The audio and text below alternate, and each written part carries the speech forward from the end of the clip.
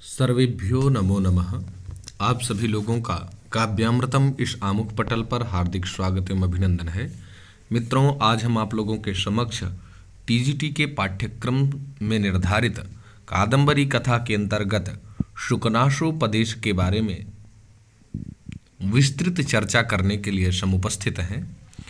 कुछ अंश इसमें छूटा हुआ है। जिस ग्रंथ का हमने पीडीएफ बनाया है उसमें कुछ अंश छूटा हुआ है।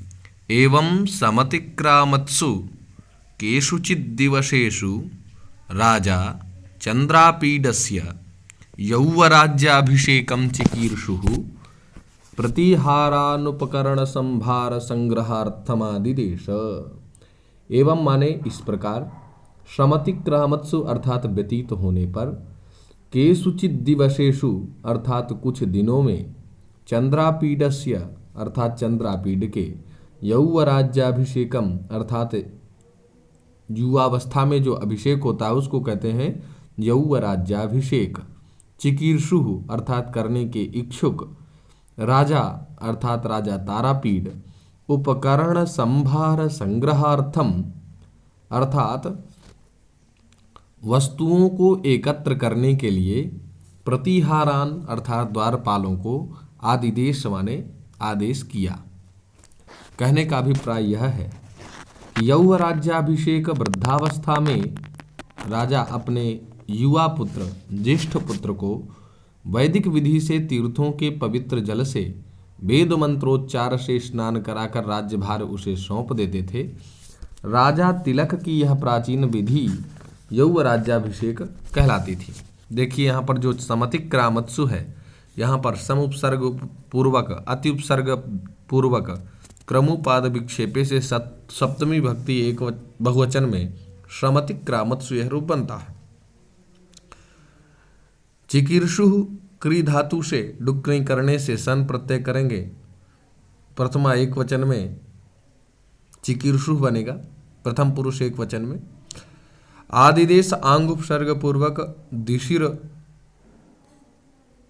दिश धातु से लिट लकार में दिदेश बनेगा। तो इस प्रकार कुछ समय व्यतीत होने पर अपने पुत्र के राज्याभिषेक के इच्छुक राजा तारापीड ने अभिषेक सामग्री एकत्र करने के लिए प्रतिहारों को आदेश दिया। समुपस्थित यौवराज्याभिषेकं च तं कदाचित् दर्शनार्थमागतमारूढ़ विनयमपि विनीततरमिच्छन् कर्तुं शुकनाशः सविस्तरमुवाच। कदाचित माने एक बार, किसी दिन, समुपस्थित यौवराज्याभिषेकम माने यौवराज्याभिषेक का समय निकट ही था। उसके एक दो दिन पूर्व या 10 दिन पूर्व या हफ्ते भर पूर्व किसी दिन, कदाचित दर्शनार्थमागतम, दर्शनार्थम अवलोकन निमित्तम अर्थात देखने के लिए, आगतम समायातम माने आए हुए, आरूढ़ विनयम अर्थात विनयशील को, विनयशील कौन है? तो चंद्रापीड जी अत्यंत विनम्र हैं, क्योंकि इन्होंने संपूर्ण शिक्षा दीक्षा सुरक्षा संप्राप्त कर ली है, इसलिए विनीत हैं। लेकिन इनको विनीत तर करने के लिए और भी विनम्र बनाने के लिए या और विनम्र करने की इच्छा से, कर्तुम विधातुम करने की इच्छा से, शुकनाशः अर्थात शुक इव नासा यस्य सह, शुक की तरह नाक है जिनकी, उनको शुकनाश कहते हैं। ऐसे मंत्री थे शुकनाश जी। आए और विस्तार पूर्वक इस प्रकार से कहा। अब जो कहा ये पूरा जो है विस्तार पूर्वक यहाँ लिखा हुआ है। तात चंद्रापीड विदित वेदितव्यस्य अधीत सर्वशास्त्रस्य ते नाल्पमप्युपदेष्टव्यमस्ति केवलञ्च निसर्गत एव अभानुभेद्यम अरतनालोकोच्छेद्यम अप्रदीप प्रभापनेयम अतिगहनम तमो यौवन प्रभवम। मित्रों, तात शब्द का जो प्रयोग किया गया है, तात शब्द का प्रयोग निर्धारित है कुछ ग्रंथों में कि कहाँ कहाँ करना चाहिए। पूज्ये पितरि पुत्रे च तात शब्द स्मृतो बुधैहि, अर्थात तात शब्द पूजनीय, पिता के लिए, पुत्र के लिए प्रयुक्त होता है। ये प्राचीन परंपरा थी। तो चंद्रापीड को उपदेशित करते हुए शुकनाथ जी कहते हैं, तात चंद्रापीड पुत्र चंद्रापीड विदित वेदितव्यस्य। अब विदित वेदितव्यस्य अर्थात विदितम ज्ञातम वेदितव्यम ज्ञातव्य विषयः येन तस्य विदित वेदितव्यस्य। विदित वेदितव्यस्य का अर्थ हुआ कि ज्ञात विषयों के जो ज्ञाता है, अर्थात ज्ञात विषयों के ज्ञाता के और अधीत सर्वशास्त्रस्य, आप हे चंद्रापीड आप जो जानने योग्य हैं वो सब जान चुके हैं, और अधीत सर्वशास्त्रस्य इतने वर्ष बाद आए हैं आप शिक्षा प्राप्त करने के बाद, तो आप सब सारे शास्त्रों का भी अध्ययन कर चुके हैं। ते आपको नाल्पमपि उपदेष्टव्यमस्ति, अब कुछ भी उपदेश करने की आवश्यकता नहीं है। नाल्पमपि उपदेष्टव्यम अस्ति, अधीत सर्वशास्त्र से देखे लिखिए यहाँ पर बहुब्रीहि समास है। कौन सा समास है मित्रों? ये जो आप देख पा रहे हैं,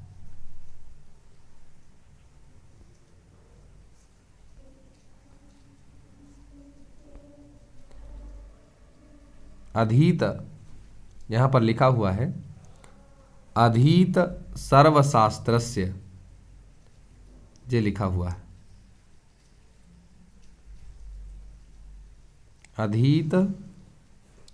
अधीत सर्वशास्त्रस्य, अर्थात अधीतानि पठितानि सर्वाणि सकलानि शास्त्राणि वेद पुराणादीनि येन तस्य, यहाँ पर बहुब्रीहि समास है। अधीत सर्वशास्त्रस्य में बहुब्रीहि समास है और षष्ठी विभक्ति का निर्देश है। अधीतानि पठितानि सर्वाणि सकलानि शास्त्राणि वेद पुराणादीनि येन तस्य अधीत सर्वशास्त्रस्य। कहने का अभिप्राय यह है, शुकनाथ जी कहते हैं कि हे बेटा चंद्रापीड, जो आपको इस अवस्था में जानना चाहिए, विदितम जो ज्ञात है, अवेदितव्यस्य जो जानना चाहिए वो आप जान चुके हैं। तुमको कुछ भी उपदेश करने की आवश्यकता नहीं है। केवलंच अर्थात किंतु, केवलंच का मतलब क्या हुआ? किंतु निसर्गतः एव, निसर्गतः स्वभाव से ही, एव माने ही, निसर्गतः माने स्वभाव से, स्वभाव से ही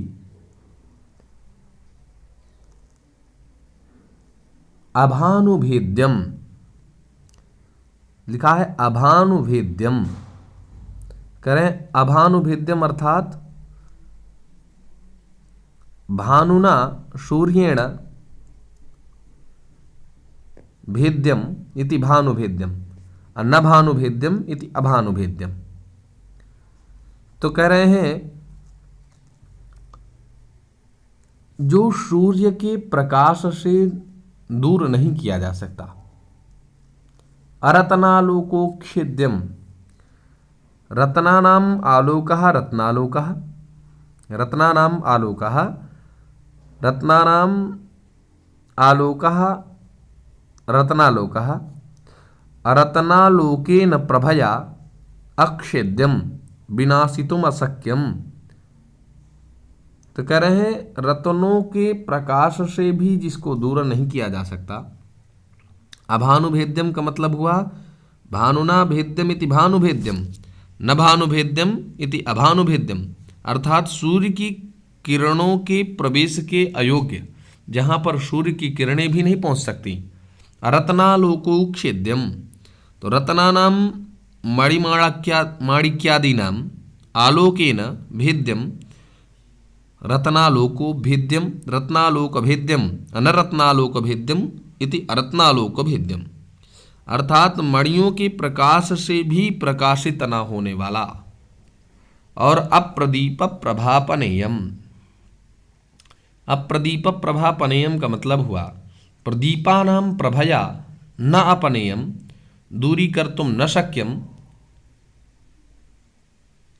तत् अप्रदीप प्रभापनेयम, अर्थात दीप के प्रकाश से जिसको दूर न किया जा सके। किसके प्रभाव से?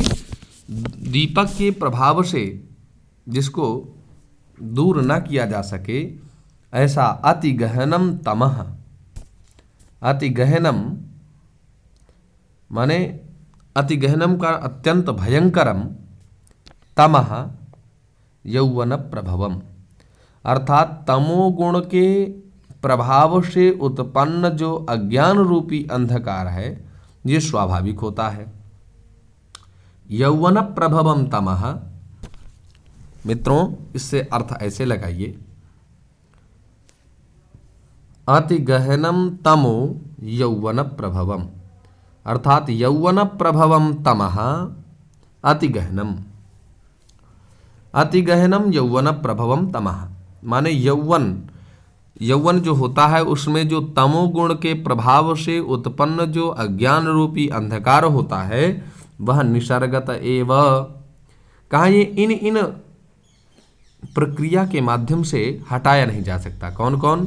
कहा ये अभानुभेद्यम है, क्या है?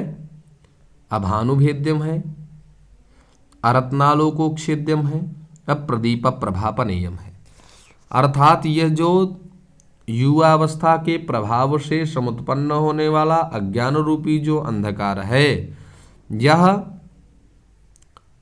सूर्य के प्रकाश से भी नहीं हटाया जा सकता, रत्नों के प्रकाश से भी नहीं हटाया जा सकता, अप्रदीप प्रभापनेयम, और दीपकों के प्रभा अर्थात प्रकाश से भी इस अंधकार को नहीं हटाया जा सकता। इतना भयंकर ये अंधकार होता है, क्योंकि आप नवयुवावस्थापन्न हो, तो नवयुवावस्था से संपन्न होने के कारण आप में भी यह अंधकार व्याप्त होगा। स्पष्ट शब्दों में नहीं कह रहे हैं लेकिन संकेत कर रहे हैं।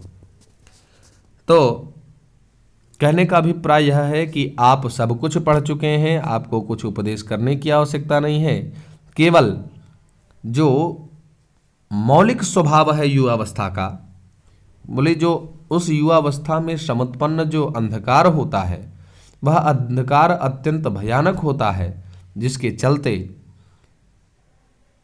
इसको हम सूर्य के प्रकाश से भी नहीं हटा सकते, रत्नों के प्रकाश से नहीं हटा सकते, दीपक के प्रकाश से भी नहीं हटा सकते। हटा किससे सकते हैं? तो केवल उपदेश के माध्यम से। यदि कोई जिज्ञासु व्यक्ति हो और उस जिज्ञासु व्यक्ति के मानस पटल में तमोगुण के प्रभाव से समुत्पन्न जो अंधकार है वह व्याप्त है, तो उस व्याप्त अंधकार को हम दूर कर सकते हैं। इसके आगे मित्रों कहते हैं अपरिणामोपशमो दारुणो लक्ष्मी मदः, लक्ष्मी मदः दारुणः, जो लक्ष्मी का मद है, लक्ष्म्याः मदः, लक्ष्मी मदः, यहाँ पर षष्ठी तत्पुरुष समास है मित्रों, लक्ष्म्याः मदः लक्ष्मी मदः, यहाँ षष्ठी तत्पुरुष समास है। और अपरिणामोपशमः अर्थात नास्ति परिणामे अंतिमावस्थायाम उपशमः न वृत्ति, नास्ति परिणामे, परिणाम का मतलब हुआ अंतिम अवस्था, तो नास्ति परिणामे उपशमः अर्थात निवृत्ति ही यस्य सह तथा भूतः, यहाँ पर नई बहुव्रीहि समास है। तो जिस अंधकार को अपरिणामोपशमः अर्थात वृद्धावस्था में भी शांत न होने वाला, जो लक्ष्मी मदः है, कह रहे हैं लक्ष्मी का जो मद होता है वो दारुणः अर्थात भयंकरः भयानकः, अत्यंत भयंकर होता है। और कहते हैं अपरिणामोपशमो, परिणाम संप्राप्त हो जाने पर भी वह शांत नहीं होता है, माने वृद्धावस्था में भी शांत न होने वाला यह लक्ष्मी का मद है। तो आप नौजवान हैं और यौवराज्याभिषेक होने वाला है, तो जो मौलिक स्वभाव है इसमें तमोगुण के प्रभाव से अंधकार भी व्याप्त होता है, इसलिए उपदेश की आवश्यकता है। और आप राजा बनेंगे भविष्य में, तो राजा बनने पर आपके पास पर्याप्त रूप से लक्ष्मी भी होगी, तो उस लक्ष्मी का आप अनधिकृत तरीके से प्रयोग न करें, इसलिए आपको उपदेश देने की आवश्यकता है। माने लक्ष्मी का जो मद होता है वो परिणाम की प्राप्ति हो जाने पर, वृद्धावस्था आ जाने पर भी, वृद्धावस्था में भी शांत न होने वाला यह भयंकर लक्ष्मी मद होता है। कष्टमनंजन वर्ति साध्यम परम। मित्रों,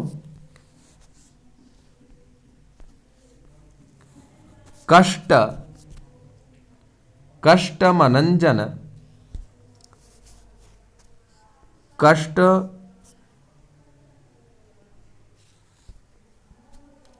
मनंजन वर्ति साध्यम परम ऐश्वर्यतिमिरांधत्वम। अर्थात कष्टम ऐश्वर्यतिमिरांधत्वम, ऐश्वर्यतिमिरांधत्वम, यहाँ पर जो शब्द आया है, तो ऐश्वर्यतिमिरांधत्वम का यदि हम सामान्य रूप से समास देखें तो कहते हैं ऐश्वर्यम, ऐश्वर्यम अर्थात संपत्ति ही, और ऐश्वर्यम एव तिमिरम, ऐश्वर्यम एव तिमिरम तेन अंधत्वम, उससे समुत्पन्न जो अंधता है। अर्थात ऐश्वर्यम एव तिमिरम तस्य अंधत्वम,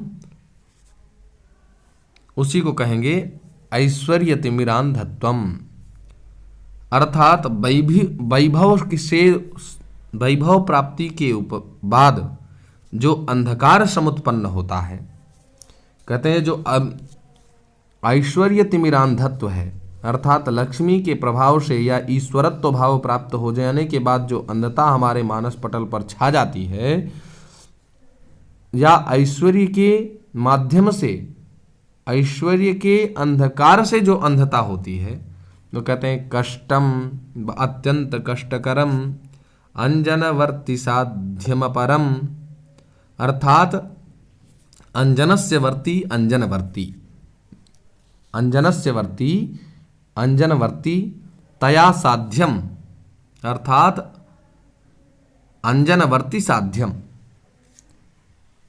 अंजन माने काजल, उसकी वर्ती माने काजल लगाने के बाद सामान्य जो रतौंधी होती है, रतौंधी जो रात्रि में दिखता नहीं है, वह रतौंधी अगर प्रयास किया जाए तो काजल लगाने से दूर हो जाती है। लेकिन कहते हैं जो ऐश्वर्य रूपी जो रतौंधी होती है, ये अंजनवर्ती साध्य भी नहीं है। तो आप नवयौवन अवस्था में आपका राज्याभिषेक होने वाला है, आज आपका राज्याभिषेक हो जाएगा, तो उससे जो उसमें लक्ष्मी की प्राप्ति होगी। लक्ष्मी प्राप्ति के उपरांत आपको ऐश्वर्य रूपी तिमिरांधता न चढ़ जाए, क्योंकि ये ऐश्वर्य रूपी जो तिमिरांधता है इसको अंजनवर्ती के द्वारा नहीं शांत किया जा सकता, यह अत्यंत कष्टकारी है, इसलिए भी उपदेश देने की आवश्यकता है। कहते हैं अशिशिरोपचारहार्यो, अशिशिरोपचारहार्यो अतितीव्रः दर्पदाहज्वरोष्मा। अशिशिरोपचारहार्यो, अशिशिरोपचारहार्योतितीव्रः दर्पदाहज्वरोष्मा। अर्थात दर्प एव दाहज्वरः, अहंकार ही दर्पदाहज्वरोष्मा। दर्प अर्थात गर्व, अहंकार, और अहंकार एव दाहज्वरः, अहंकार रूपी जो ज्वर होता है, अहंकार रूपी जो ज्वर होता है, या दर्पदाहज्वरोष्मा का अर्थ समास देखें तो दर्प एव दाह ज्वरः तस्य उष्मा इति दर्पदाह ज्वरोष्मा। अर्थात अभिमान रूपी जो दाह ज्वर है या गर्व रूपी जो दाह ज्वर है उसकी जो ऊष्मा होती है, गर्मी होती है, वो अशिशिरोपचार हार्यः हर्तुम योग्यः हार्यः। ह्री धातु से हार्यः में ह्री धातु से ण्यत प्रत्यय करेंगे तो हार्यः प्रयोग बनेगा। और शिशिरैः उपचारैः हार्यः इति शिशिरोपचार हार्यः, न शिशिरोपचार हार्यः इति अशिशिरोपचार्य हार्यः। अर्थात जो चंदनादि शीतोपचार से भी दूर नहीं किया जा सकता, इतना भयंकर, अति तीव्र माने अत्यंत भयंकर, तीव्रतम कह रहे हैं जो दर्प रूपी ये जो दर्प है अर्थात गर्भ है, उस गर्भ के प्रभाव से जो दाह ज्वरता अर्थात जो बुखार चढ़ता है और उसकी जो ऊष्मा होती है, तो सामान्य बुखार की ऊष्मा को हटाने के लिए प्राचीन काल में या पूर्व काल में माताएं ठंडी पट्टी रख देती थीं, पानी में भिगो करके पट्टियां रख देती थी, तो सामान्य बुखार सही हो जाता है। लेकिन दर्प के प्रभाव से समुत्पन्न जो दाह ज्वर है, उस दाह ज्वर की जो ऊष्मा है वो शीतोपचार आदि के करने से, शीतोपचार करने से कुछ नहीं होता, बोले वो तो बराबर बना रहता है। तो आप भी राजा बनने वाले हैं, आप में भी अहंकार व्याप्त ना हो जाए, इसलिए भी उपदेश देने की आवश्यकता है। और सततम अमूल मंत्र, सततम मूल मंत्र सम्यः, कहीं कहीं साम्यः लिखा मिलेगा मित्रों, तो सततम अमूल मंत्र सम्यः विषमो विषय विषास्वाद मोहः। अर्थात विषयाः एव विषाः, विषयाः एव विषाः तेषाम् आस्वादः विषय विषास्वादः, विषय विषास्वादेन यो मोहः सः विषय विषास्वाद मोहः अविषमः, विषमः प्रचंडः। अर्थात रूप रस गंध स्पर्श तथा शब्द रूपी ये जो विषय है, इस विष से उत्पन्न होने वाली जो मूर्छा है, यो मोह, जो मोह है, वो कह रहे हैं सततम अमूल मंत्र सम्यः।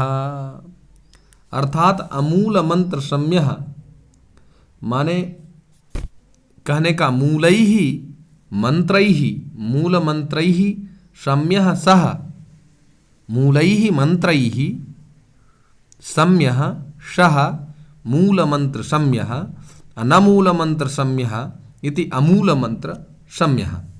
अर्थात जो मूल मंत्र है, मंत्रों के प्रभाव से भी रोगों की शांति हो जाती है। जैसे महामृत्युंजय आदि जब से मृत्यु बाधा क्षय होती है, तो कहते हैं जो विषय रूपी विषम विष है, इनका आस्वादन करने से जो उत्पन्न मोह होता है, वह मोह बड़े बड़े मंत्रों से भी ठीक नहीं होता है।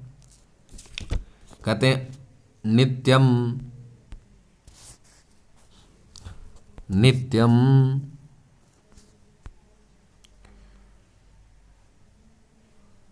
नित्यं स्नान शौच बाध्यः बलवान रागमलावलेपः।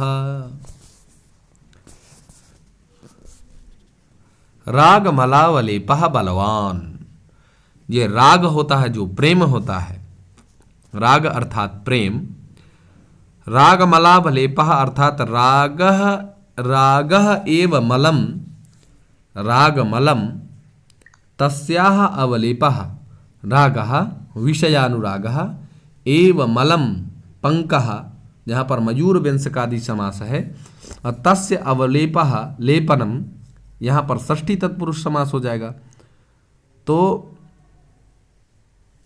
जो राग अर्थात अनुराग रूपी मल है, अवलेप है, अर्थात मोह रूपी जो अनुराग है, उस अनुराग से उत्पन्न जो मल का अवलेप है, वो मलावलेप कहते हैं नित्यम अर्थात निरंतरम, नित्यम अर्थात प्रतिदिनम, अस्नान शौच बाध्य अर्थात स्नान शुद्धिभ्याम न बाध्य न अपनेतुम शक्य, अर्थात मोह राग अर्थात विषयास्वाद से, राग अर्थात विषयानुराग से जो मन में मैल जमा रहता है, उस मल का अपाकरण नित्य प्रति स्नान करने से नहीं हो सकता। अर्थात जो ये विषयानुराग रूपी राग मल है, इस मल का स्नान करने पर भी, स्नान इत्यादि के माध्यम से जो शुचिता है, वो शुचिता का बाध हो जाता है। अर्थात अनुराग रूपी मल का जो अवलेप है, वो स्नान मज्जनादि क्रियाओं से भी दूर नहीं हो सकता है। अतएव बलवान, इसलिए इसको बलवान कहा गया।